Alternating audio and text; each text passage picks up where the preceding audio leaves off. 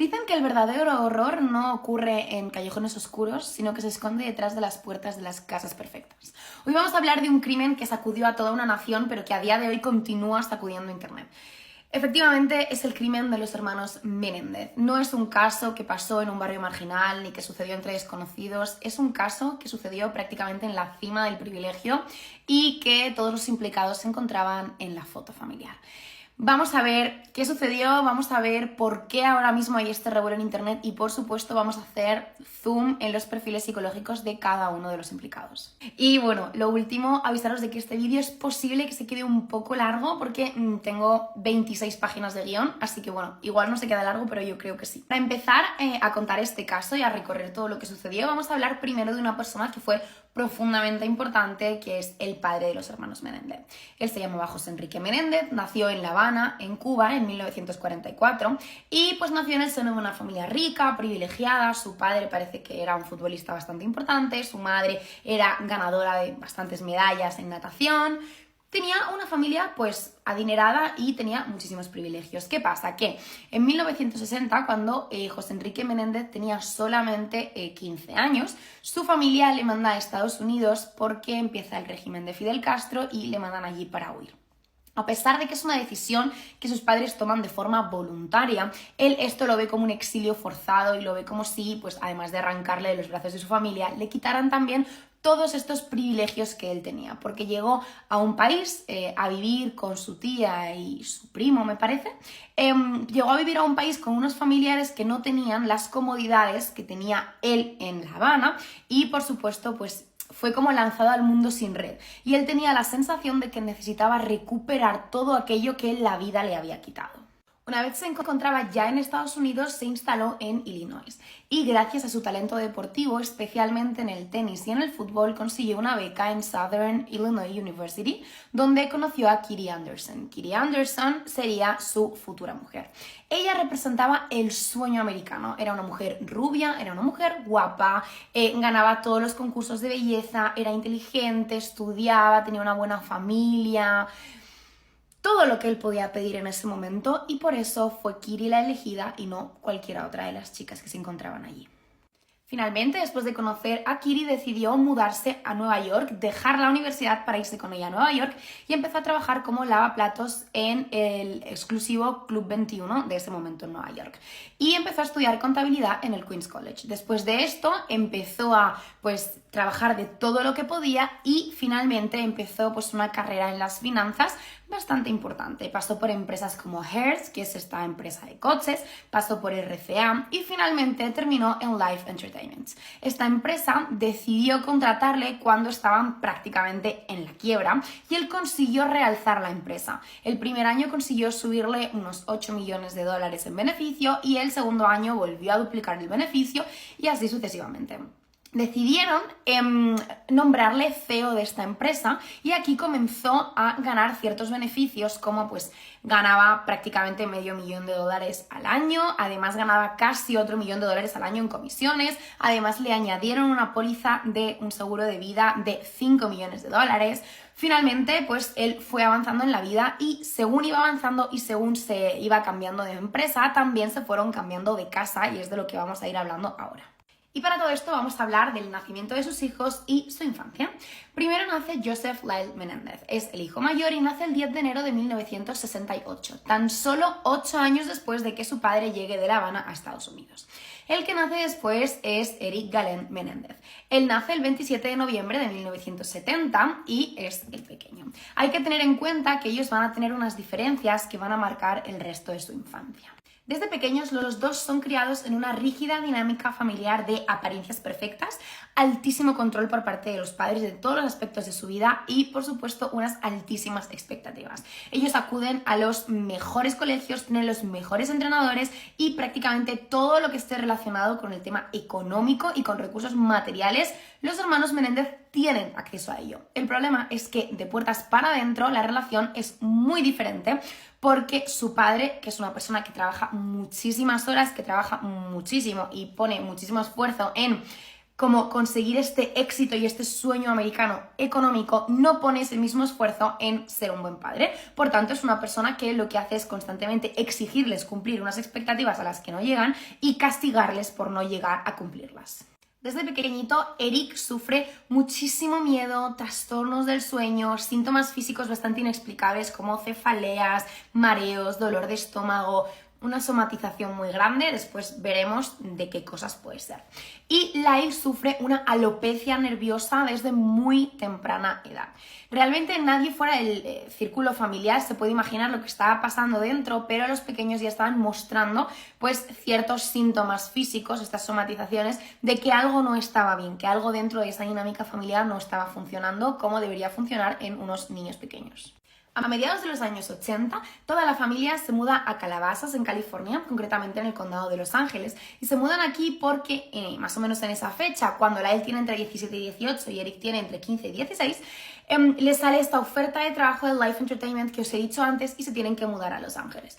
Se mudan en concreto a Calabasas porque era una zona de personas bastante adineradas, una zona muy tranquila, era un poco como Beverly Hills, ¿no? Había bastantes celebrities y deciden mudarse allí y continuar con su imagen de familia perfecta, que lo hacen todo bien y que pues sus hijos son maravillosos. José presionaba muchísimo a sus dos hijos, aunque tenía una clara predilección por Lyle, al que además presionaba para que fuera tenista profesional. Tenía una clara predicción por él, por cosas que veremos más tarde, pero bueno, este trato diferencial se notaba, ellos lo notaban y también marcó en parte sus personalidades. Pero no os quiero adelantar acontecimientos porque esto va al final del vídeo. A medida que crecen y ya por esta época, los hermanos Menéndez comienzan a tener conductas delictivas y conductas antisociales. Ya tenían en esta época Eric 16 y Lyle 18 cumplidos y comienzan a hacer hurtos y después robos a las casas de sus vecinos de Calabasas. Ellos junto con otros amigos. ¿Qué pasa? Que entran a las casas, roban joyas, relojes, todo lo que se encuentran y, por supuesto, en este barrio que había tantísima seguridad, pues les terminan atrapando. ¿Qué pasa? Que aquí José se enfada no porque sus hijos estén robando, se enfada porque han sido lo suficiente estúpidos, según dice él, como para que les pillen. Su problema no es que sus hijos estén haciendo las cosas mal y que estén rompiendo la ley, su problema es que sus hijos no hayan sido lo suficientemente inteligentes como para que no les atrapen. Por tanto, aquí el mensaje que él les da cuando al regañarle les dicen estas cosas es: no está mal robar, está mal que te pillen, no está mal incumplir la ley, está mal que te pillen. Esto ya de inicio es una enseñanza complicada para darle a tus hijos. Pero bueno, continuando con esto, además consigue que ellos salgan pues prácticamente intactos de esto. Primero, lo que hace es dar dinero a las familias a las que han robado y devolver todos los objetos que ellos tienen para que no les denuncien. Y después convence a Eric para que sea él el que, en caso de que haya que acudir a la justicia, diga que ha hecho todos los robos y que Lyle no tiene nada que ver porque Lyle ya era mayor de edad y Eric no.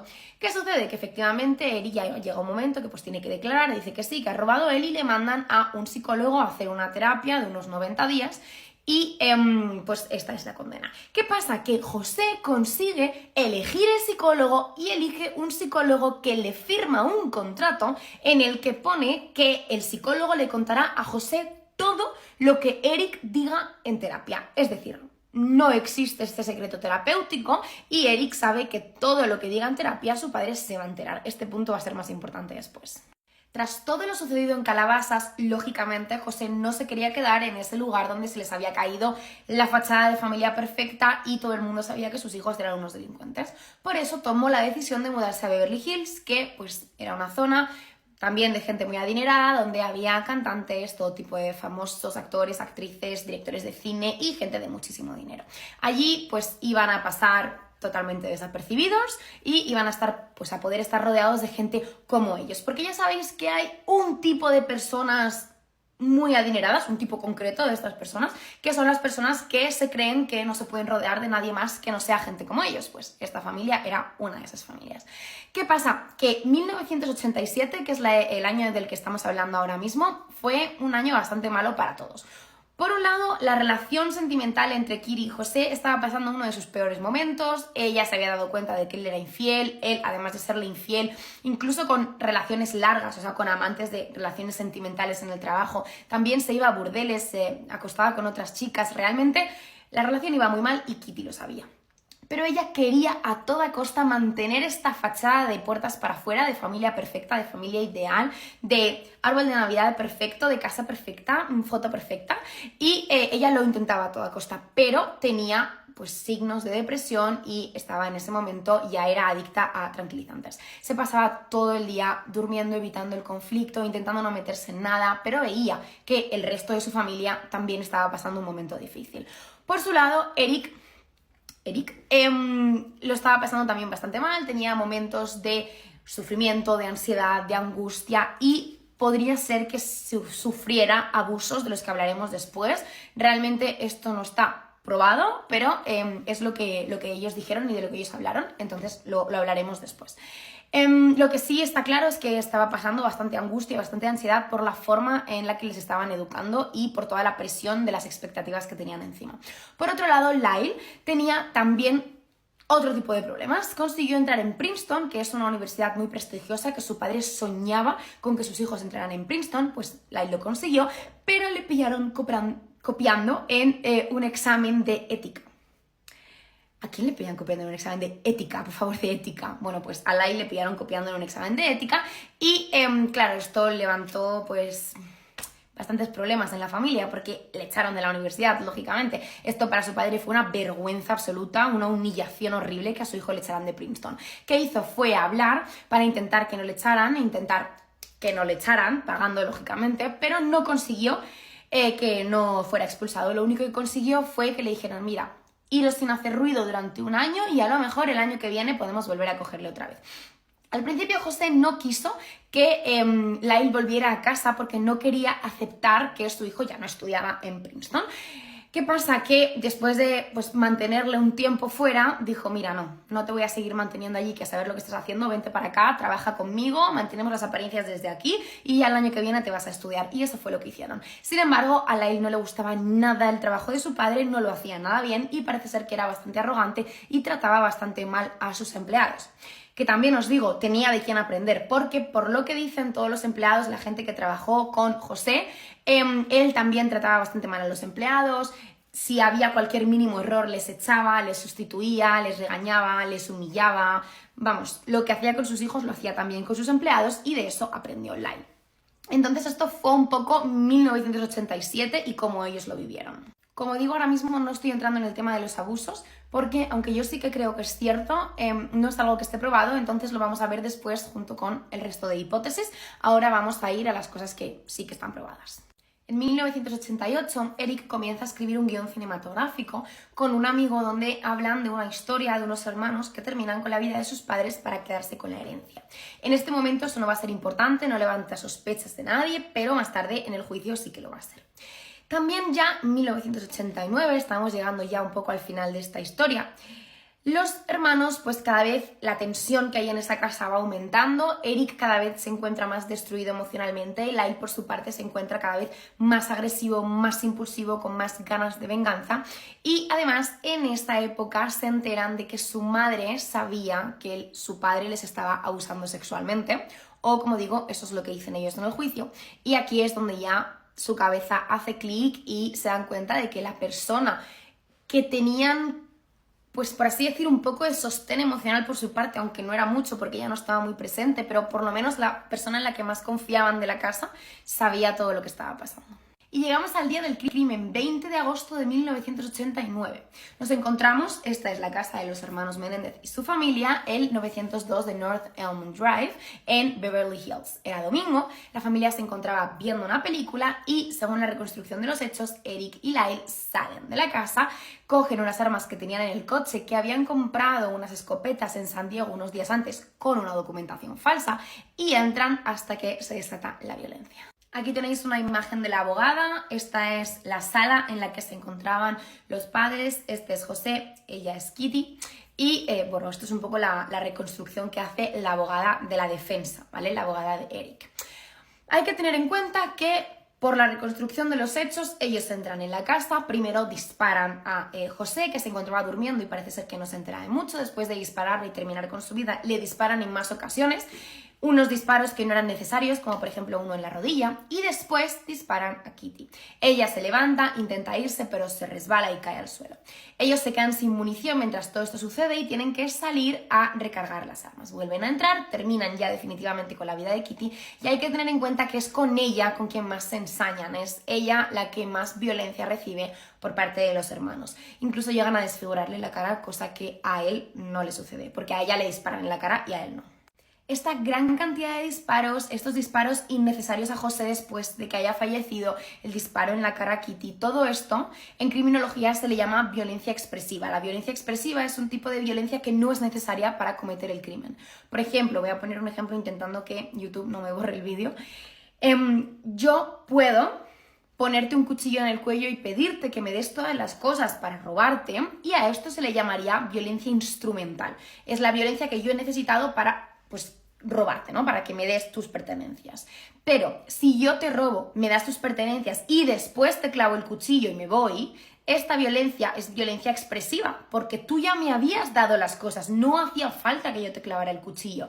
Pues este tipo de violencia se llama violencia expresiva. Esto es importante porque la violencia expresiva suele suceder en crímenes pasionales, en crímenes donde hay muchísima rabia, muchísima ira contenida, algo contra la otra persona. En los crímenes económicos, la violencia expresiva no suele aparecer.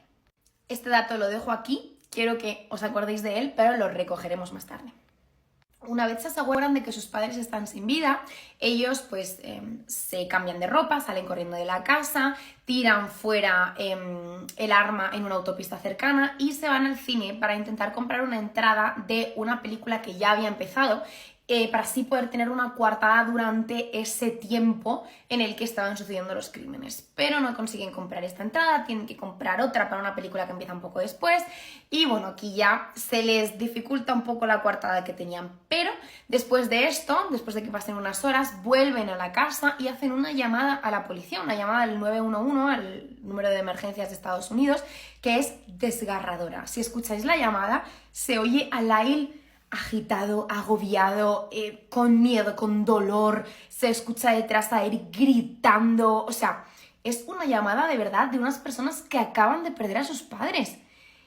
Es de verdad que la llamada es desgarradora.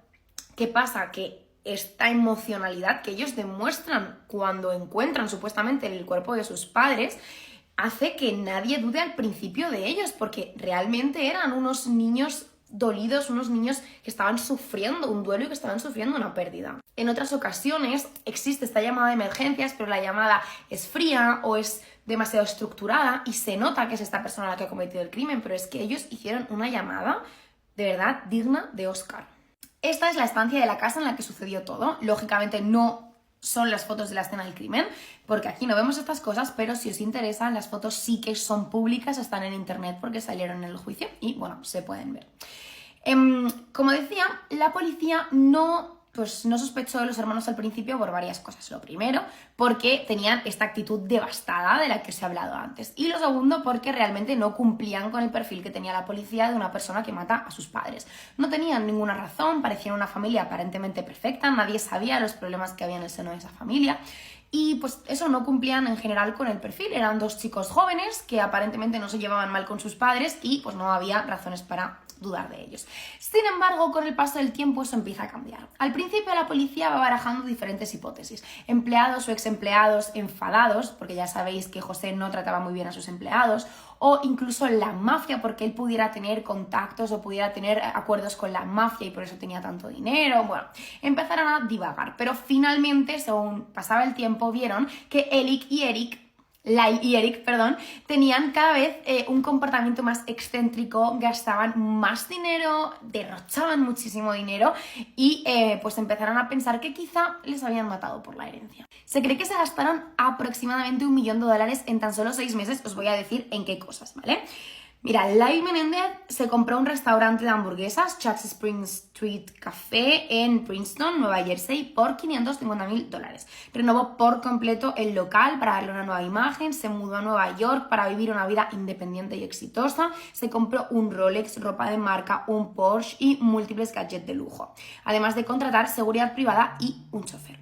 Eric, por su lado, contrató entrenadores personales de tenis. A uno de ellos le pagó unos $70.000, que es lo que cobraba aproximadamente en un año, para tratar de reanudar pues, su carrera deportiva. Además, se apuntó a torneos de alto nivel, que lógicamente costaban dinero, y viajó a Israel, a Londres, a Las Vegas, se compró un Jeep Grand Cherokee y otros vehículos de lujo y pagó por todo tipo de tratamientos estéticos, ropa cara y escapadas. Además, los dos se gastaban muchísimo dinero en fiestas y también, por supuesto, contrataron abogados y consultores de imagen para sus juicios. Todo este derroche excéntrico de dinero realmente fue lo que hizo que la opinión pública se pusiera en contra de ellos y que la fiscalía tuviera algo a lo que agarrarse para decir que el móvil del crimen había sido económico. Claro, nos sorprende mucho ver que unas personas que acaban de perder a sus padres de repente estén comprando relojes de lujo, coches de lujo, hagan viajes caros. Todo esto es complicado, pero realmente desde la psicología puede tener una explicación. Por un lado, estos niños han tenido un condicionamiento de que el dinero es igual a afecto. Es decir, desde pequeños su padre, que no era una persona cariñosa, que no era una persona que les mostrara afecto, sí que tenía esas pequeñas conductas de compensación y dándoles premios por las notas, dándoles premios por ganar, pues por ejemplo, torneos de tenis, viajes en compensación o yo te doy dinero si tú haces lo que yo quiero. Y todo esto lo que hizo es que probablemente Lyle y Eric desde pequeños internalizaran que el dinero es una forma de cariño y que el dinero es una forma de autorregularse. También hay que tener en cuenta que estas personas acababan de matar a sus padres, incluso aunque lo hayan hecho por salir de un abuso, incluso aunque lo hayan hecho como forma de liberarse, por así decir, acaban de matar a sus padres. Y esto es un acto que tiene una gran afectación en la cabeza de cualquier persona. Todo este gasto de dinero puede ser perfectamente para tratar de tener momentos de recompensa, momentos de felicidad y no enfrentarse al hecho de que acaban de matar a sus padres. También puede ser perfectamente porque sea una forma de autorregularse emocionalmente. O puede ser un momento incluso de euforia transitoria, de acabo de liberarme, acabo de salir de aquello que me hacía tanto daño y voy a disfrutarlo, a vivir, a celebrarlo, porque si de verdad estaban sufriendo los abusos de los que vamos a hablar después y los que ellos dijeron en el juicio que sufrían, tiene que haber sido una gran liberación salir de ahí. También al final José, aunque era una figura que era violenta con ellos y que no les trataba bien y que era muy duro y muy exigente con ellos, también era el proveedor de la familia, era la persona que les daba el dinero y era la persona que les mantenía. Es decir, le puedes odiar por todo lo que te ha hecho, pero le necesitabas para sobrevivir. Y cuando esa persona desaparece, hay una incertidumbre de pues cómo vamos a vivir ahora, cómo va a ser ahora pues nuestra vida, cómo nos vamos a gestionar, etc. Y toda esta ambivalencia, la forma de solucionarla, de gestionarla, puede ser tratando de imitarle, es decir, tratando de darme estos lujos o estas cosas que él nos daba.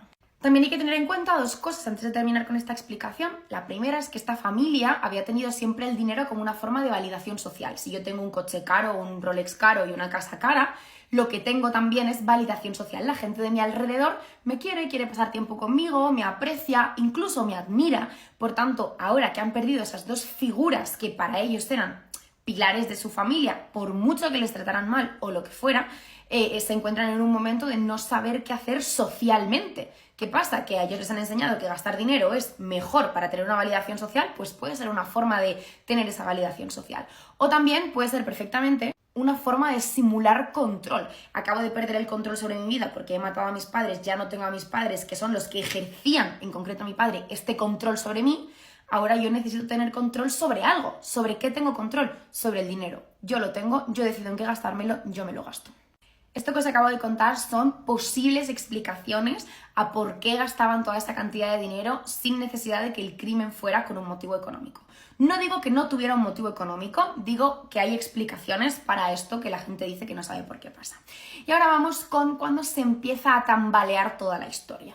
Por un lado, Lyle comienza a tener una actitud muchísimo más arrogante y muchísimo más chulesca, por así decir, frente a los interrogatorios, y Eric comienza a derrumbarse, a ponerse cada vez más nervioso, se les empiezan a olvidar pequeños detalles de cosas que ya habían contado anteriormente y la policía, pues esto junto a todo el gasto de dinero que estaban haciendo, empiezan a sospechar que algo aquí no iba bien.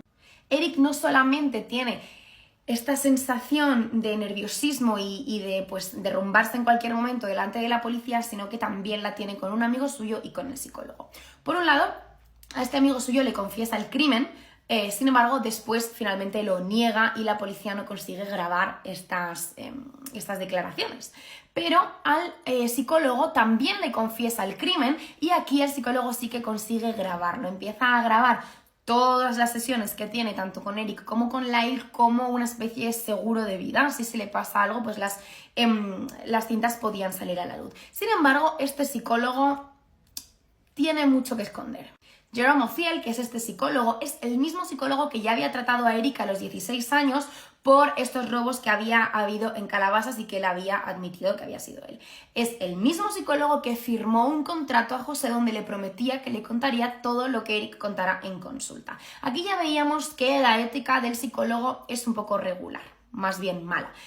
¿Qué pasa? Que esto no mejora. Cuando Eric le confiesa el crimen, el psicólogo lo que hace es comenzar a grabar todas las sesiones que está teniendo para guardarlas como especie de seguro de vida, ya que Eric y Lyle le amenazaron de muerte con que si contaba algo, pues lógicamente le iban a matar. Parece ser que Jerome tenía miedo de que los hermanos le pudieran hacer algo y lo que hizo fue contarle todo a otra paciente suya, Judalon Smith. Y diréis, ¿quién es esta paciente y por qué se lo cuenta a ella? Pues resulta que parece que Jerome Oziel tenía una relación extramatrimonial con Judalon. Oziel, el psicólogo, estaba casado y tenía una hija, vivía con su mujer y con su hija, pero tenía una relación extramatrimonial con una de sus pacientes. Esto ya es otro punto de falta de ética, falta de profesionalidad por parte del psicólogo, pero bueno, tenía esta relación. ¿Qué hace? Le dice a ella que espere en la sala de espera mientras tiene pues una de las conversaciones con Eric y con Lyle y así ella lo puede escuchar también. Judalon empieza a tener miedo de que a ella le puedan hacer algo y le pide a Oziel, al paciente, si puede ir a vivir con su mujer, con su hija y con él mientras se le pasa este miedo. Él al principio acepta, es que todo va mal aquí.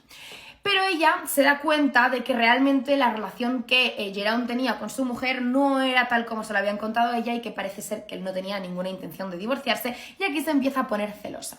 Judalon rompe con Jerome, se siente engañada, se siente traicionada y ¿qué hace? Va a la policía y le dice que Jerome sabe sobre los hermanos Menéndez cosas, que sabe que ellos han matado a sus padres y que tiene cintas en su casa que lo prueban. Por supuesto, allí va la policía en búsqueda de esas cintas y las encuentra.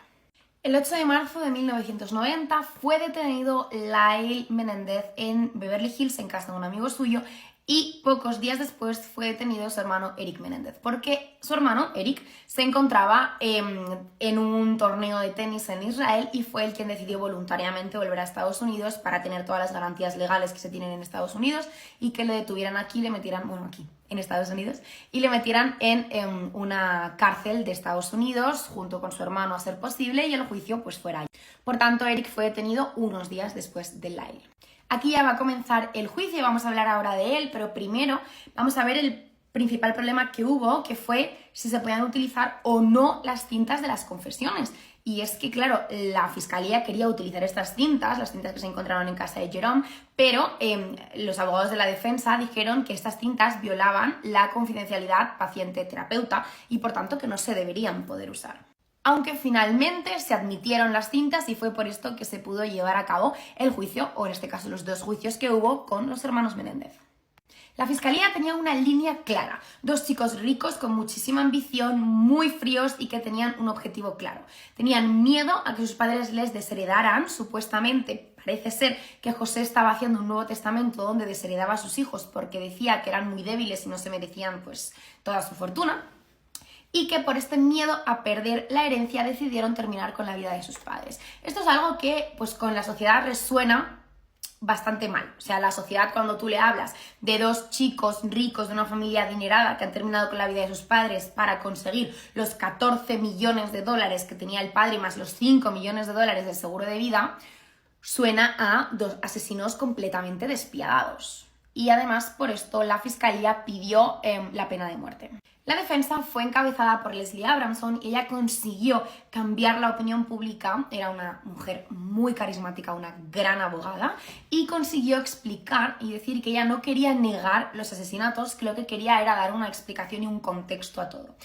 Empezó a mostrar la imagen de los hermanos Menéndez de una forma diferente, no como unos niños codiciosos, sino como dos jóvenes, casi adolescentes, que estaban muertos de miedo con un padre que abusaba de ellos física, psicológica y sexualmente, y con una necesidad de salir de ahí de una forma inmediata e irremediable. Y además una madre que les tenía emocionalmente completamente abandonados y que había permitido todo lo que se les hizo.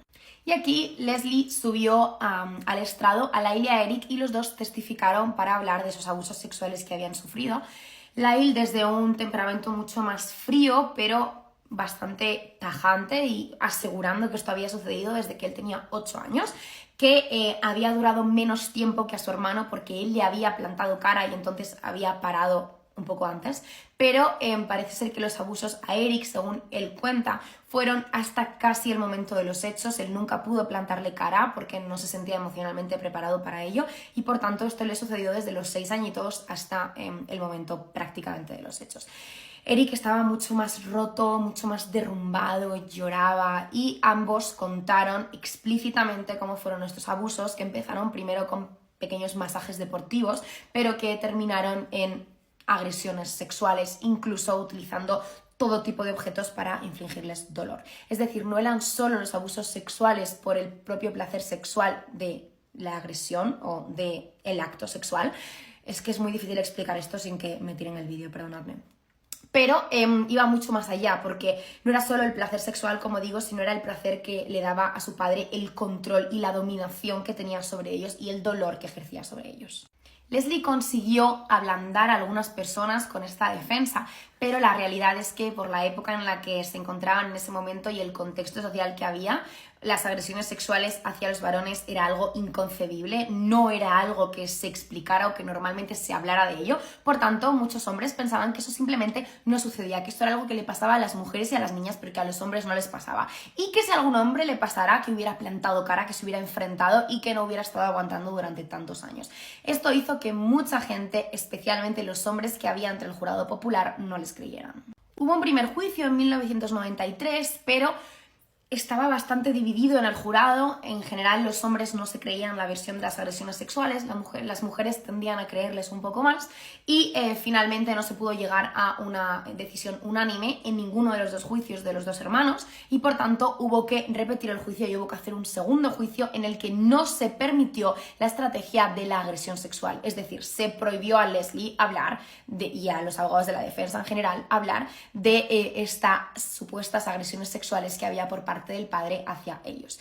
Y al no poder tener esta estrategia y no poder hablar de estas agresiones sexuales, lógicamente el crimen parecía mucho más frío, mucho más calculado, mucho más por dinero y fueron condenados. Aunque no fueron condenados a pena de muerte, pero sí que fueron condenados a una cadena perpetua sin posibilidad de libertad condicional. Además, fueron separados en cárceles diferentes y esto es algo que a ellos se les hizo bastante duro. Fueron destinados a prisiones diferentes, esto es algo que a ellos se les hizo muy duro, se tiraron 20 años hasta que pudieron verse.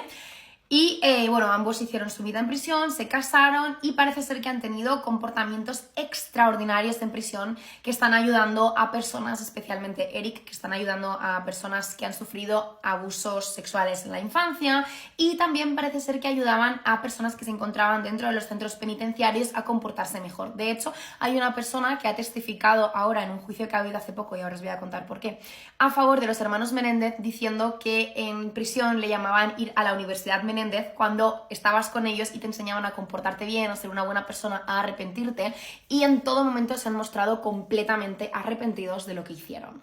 Ellos estuvieron décadas apelando para intentar reducir un poco esa condena, pero no lo habían conseguido.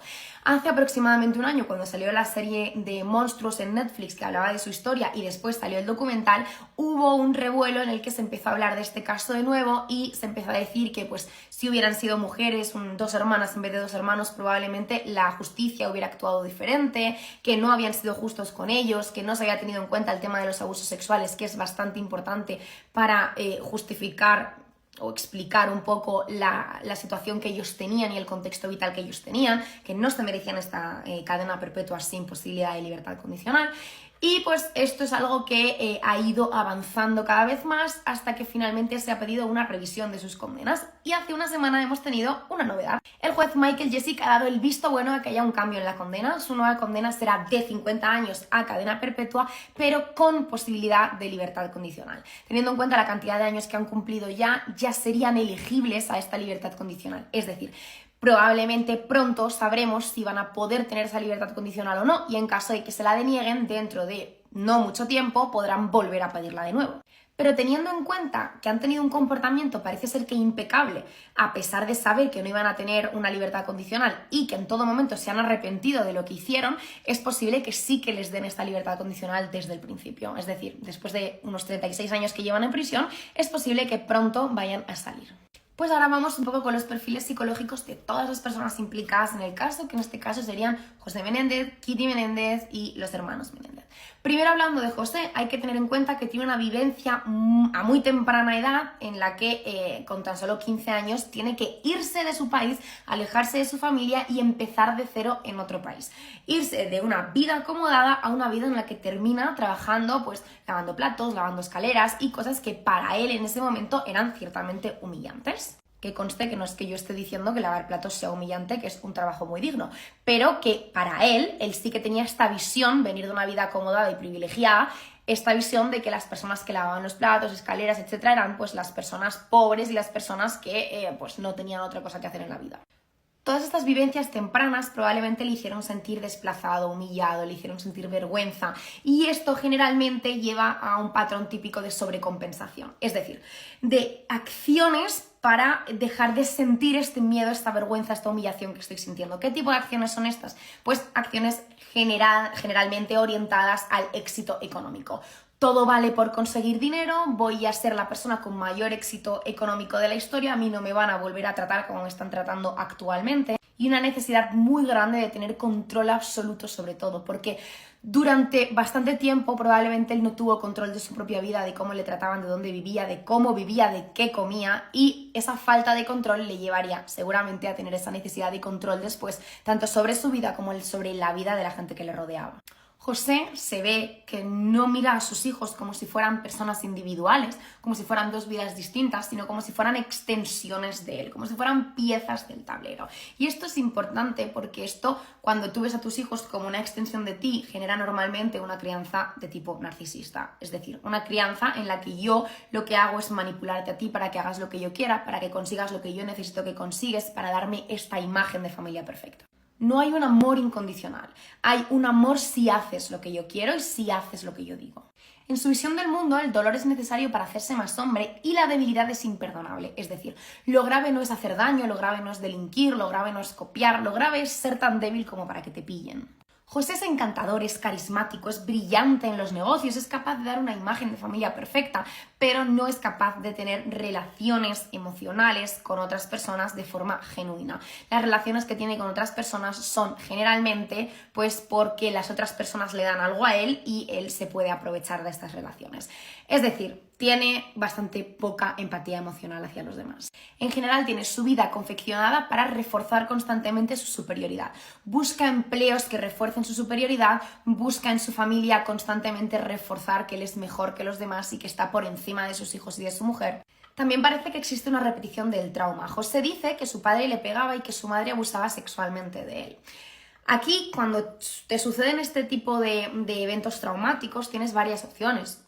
Una de ellas es buscar ayuda, por ejemplo, pero una de las opciones que algunas personas deciden optar por ella es tratar de reescribir tu historia, es decir, buscar las cosas positivas que has sacado de eso y tratar de pues pensar esto me ha venido bien, esto era necesario. Por ejemplo, en el caso de las agresiones sexuales que sufrió José, él pues probablemente trató de reescribirlo pensando esto me ha hecho más hombre, me ha hecho más duro, me ha hecho enfrentar mejor el dolor y enfrentar mejor la vida, y esto hace que interiorices que eso que te han hecho a ti está bien y por tanto que lo repitas en las siguientes generaciones. Es decir, tú no te estás percibiendo como verdugo, sino como un maestro. Yo le estoy enseñando a mis hijos a ser más hombre tal como mi madre me lo enseñó a mí.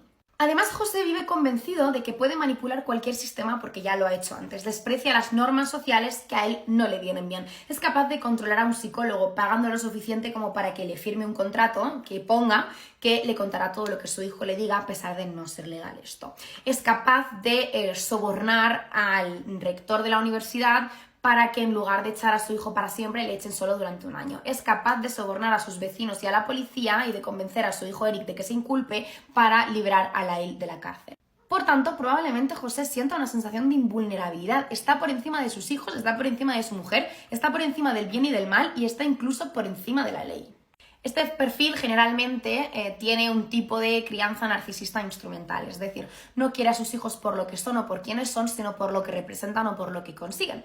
Constantemente él cría a sus hijos como si estos fueran dos empresas que tienen que reportar beneficios. En ningún momento los cría para ser adultos funcionales, sino para ser dos personas de absoluto éxito, pero tal y como él quiere y diseñados a su imagen y semejanza. Tenía una dominación total sobre la vida de sus hijos. Les decía qué ropa se podían poner, qué carrera debían estudiar, exactamente qué debían hacer en cada momento, con qué chica podían salir y con qué chica no.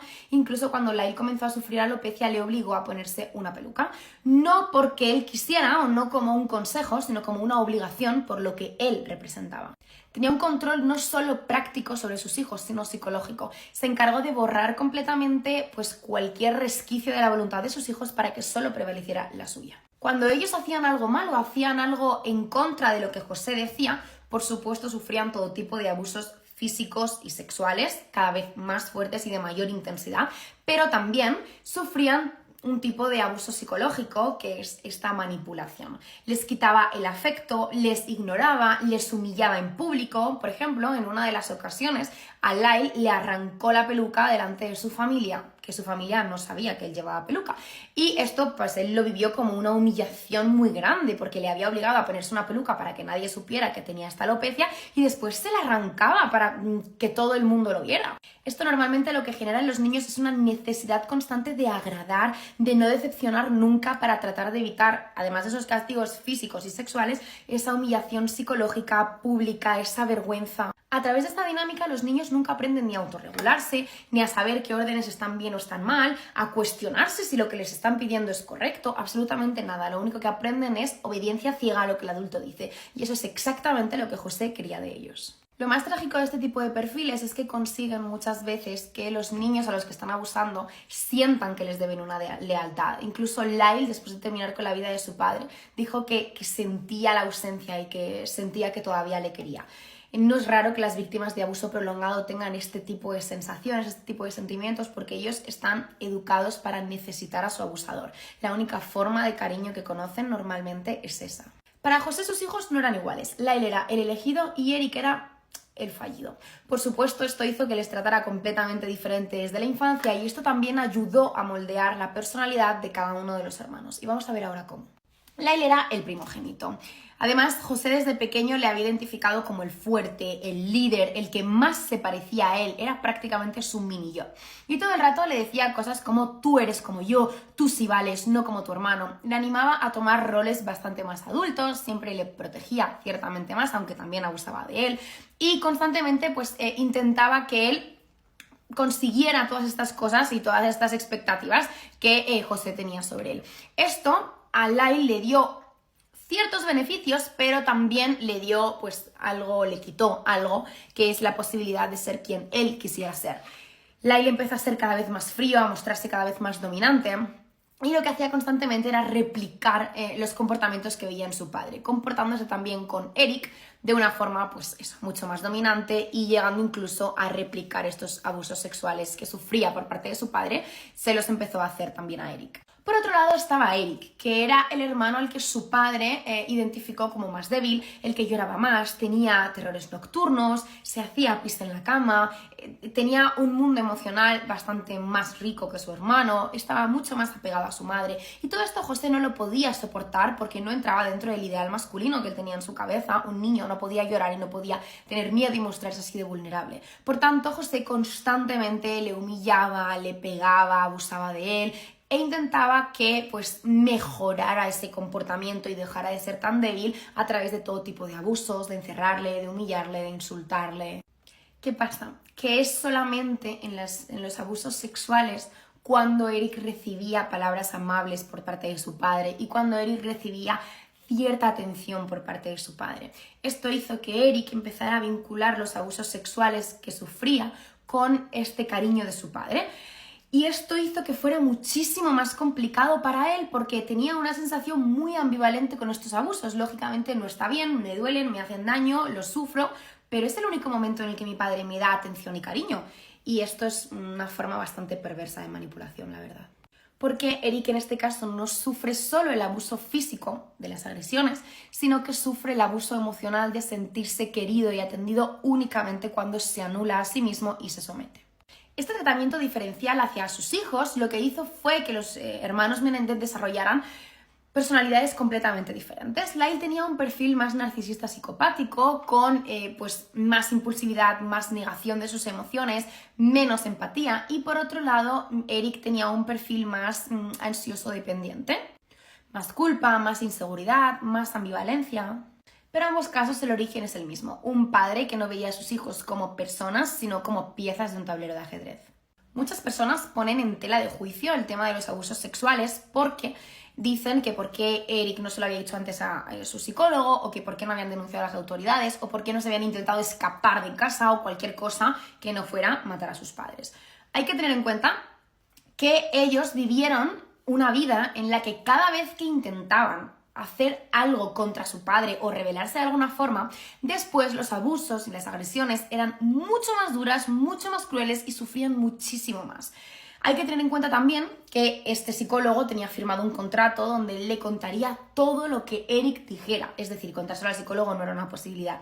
También parece ser que, o la sensación que da, es que el padre, José Menéndez, tenía ciertos contactos en la policía, porque cuando quisieron con el tema de los robos y demás, él tiró de contactos para que la condena fuera la mínima posible y solamente a Eric. Es decir, daba la sensación de que, fuera verdad o no, tenía contactos en la policía, por tanto la policía tampoco era una opción.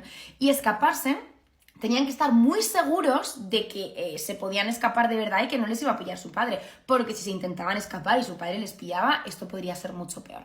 Esta sensación de que no hay salida y no hay escapatoria, en psicología le llamamos indefensión aprendida, cuando durante muchísimos años intentas hacer algo y no obtienes una solución y después dejas de intentarlo. Por ejemplo, imagínate que tú vives en un segundo piso y un día se estropea el ascensor.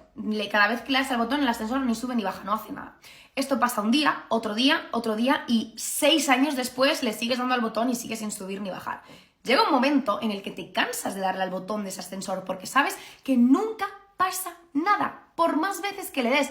Si un día el ascensor mágicamente se ha solucionado el problema y nadie te lo ha dicho, tú no vas a seguir dándole a ese botón, porque durante años en tu cabeza lo que hay es que ese ascensor no funciona. Pues en este caso es igual, si tratas de parar los abusos de tu padre durante años y no consigues nada, llega un momento en el que dices, si lo intento evitar, después es peor. Si digo que no, después es peor. Si intento hacer cualquier cosa para contárselo a alguien, después es peor. Pues mejor me quedo como estoy.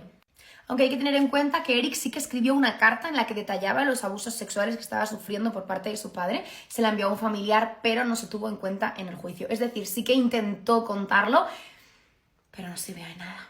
Y también hay que tener en cuenta que el psicólogo tenía un contrato con la obligación de contarle todo lo que Eric le contara a él a su padre. Es decir, contárselo al psicólogo no era una opción. Y la policía puede ser la mayor opción, pero no sabemos si José tenía contactos en la policía que pudiera utilizar en caso de que Eric y Lyle contaran algo. Es decir, la policía parece ser que tampoco era una opción. También hay que tener en cuenta que ellos habían vivido la violencia pues de una forma bastante normalizada. La violencia era una forma de imponerse, sobrevive el más fuerte. Por tanto, probablemente para ellos este momento de coger las escopetas y disparar a sus padres fue una forma de imponerse como los más fuertes de la casa, algo que habían aprendido desde pequeños con su familia. Ahora, hay que tener en cuenta que aunque tuvieron una vida muy difícil, una infancia llena de traumas y realizaron un acto bastante atroz, todos los años que ellos han pasado en prisión y en los que han estado arrepintiéndose y tratando de comportarse bien y tener un buen comportamiento, probablemente hayan tenido un acompañamiento psicológico y una ayuda psicológica suficiente como para haber podido pues ir solucionando todas esas cosas que les quedaban por solucionar, ir resolviendo los traumas, ir redefiniendo de nuevo su personalidad, porque realmente ellos no tenían una personalidad suya, tenían la personalidad que su padre quería. Y muy probablemente ahora, 36 años después, estén bastante bien. Quizá no, y no es algo que se pueda decir de todos los agresores que van al psicólogo, pero es verdad que tal como se están mostrando y el comportamiento que están mostrando, sí que parece que hayan podido tener ayuda y que quizás se puedan reinsertar en la sociedad. Por último, vamos a hablar de Kitty, ya para ir terminando con este vídeo que se me ha quedado muy largo. Kitty estaba educada en el canon de la perfección y el sueño americano. Una mujer, como hemos dicho antes, rubia, guapa, que ganaba los concursos de belleza, de una buena familia, que estudiaba, había ido al college. Bueno, pues una chica aparentemente ideal para ese momento en Estados Unidos. José la eligió a ella, no por amor, la eligió por la imagen que ella daba. Ella era su trofeo y ella aceptó perfectamente esta situación y esta posición de ser el trofeo de José, porque ella había estado educada, según le dijo también al psicólogo en terapia de pareja, para obedecer, para estar ahí para su marido, para mantener las apariencias, para agradar a los demás. Y desde fuera parecía tenerlo todo, pero desde dentro su vida estaba llena de un vacío existencial y un dolor muy grande. Kitty también tenía ciertos rasgos narcisistas, aunque no era grandiosa de esa forma como intentaba ser José. Ella sí que estaba muy preocupada de las apariencias, de lo que los demás podían hablar, del perfeccionismo, que todo estuviera ideal. Tenía un narcisismo más dependiente. Y todo lo que amenazara esta imagen de familia perfecta a ella la desestabilizaba emocionalmente. Ella no podía admitir que su marido era un monstruo, que su marido estaba abusando de sus hijos, porque eso era haber fallado como madre, incluso haber fallado como mujer. Kitty en muchos sentidos fue víctima de José, estaba completamente ignorada, maltratada psicológicamente, engañada, sumida en la dependencia afectiva, con síntomas depresivos, con adicción a las pastillas, queriendo simplemente no seguir con su vida en muchas ocasiones. Pero también era cómplice por omisión de su marido. Ella sabía perfectamente lo que su marido hacía con sus hijos. Y no solo miraba hacia otro lado, sino que en ocasiones culpaba a sus hijos de intentar quitarle a su marido, de estarle robando a su marido, de estar estropeando su matrimonio. Además, también es posible que ella estuviera repitiendo un trauma generacional, porque ella misma habla también con el psicólogo de que su padre pues pegaba a su madre y que era muy masculino. Muchas veces cuando tenemos un dolor tan grande o pasamos un evento traumático como ver a tu padre pegar a tu madre, puede ser que esta violencia se repita después o tú repitas esta violencia después, bien como víctima, bien como victimario. Y en este caso parece ser que Kitty estaba buscando otra figura muy masculina, tal como había sido la de su padre, para tratar de repetir esta relación, porque ella lo había normalizado, no porque sea normal ni porque esté bien. ¿Esto quiere decir que todo el mundo que vea violencia entre sus padres vaya a repetir otra vez lo que sucedió con sus padres? No, pero sí que parece ser que esto le pudo haber pasado a Kitty. Y es que en ocasiones sufrir o ver a otra persona sufrir un abuso emocional, sexual, físico, de cualquier tipo, nos lleva a normalizarlo y nos lleva a pensar que eso es incluso lo correcto, que es lo que hace todo el mundo o que es lo que nos merecemos. Hace que nuestra tolerancia al maltrato aumente y que nuestra respuesta emocional ante el abuso sea muy diferente a la de cualquier otra persona. En definitiva, psicológicamente nos encontramos ante una familia muy disfuncional en todos sus miembros. Estoy segura de que hay muchísimas más cosas que analizar porque es que este es un caso muy rico en cuanto a información, en cuanto a novedades, en cuanto a perfiles psicológicos, son muy diferentes y están todos en la misma familia, pero creo que con esto hemos tenido suficiente por este vídeo. Espero que os haya gustado, espero que lo hayáis disfrutado. Ya sabéis, como siempre digo, no del caso que es horrible, sino de lo que habéis podido aprender del vídeo. Me lo habéis pedido mucho, me ha costado un poco de tiempo hacerlo porque me ha llevado bastantes días recoger toda la información, hacer todo el guión y grabarlo, también me ha llevado lo mío, pero espero que lo disfrutéis, espero que os guste y pues nada, nos vemos en el próximo vídeo.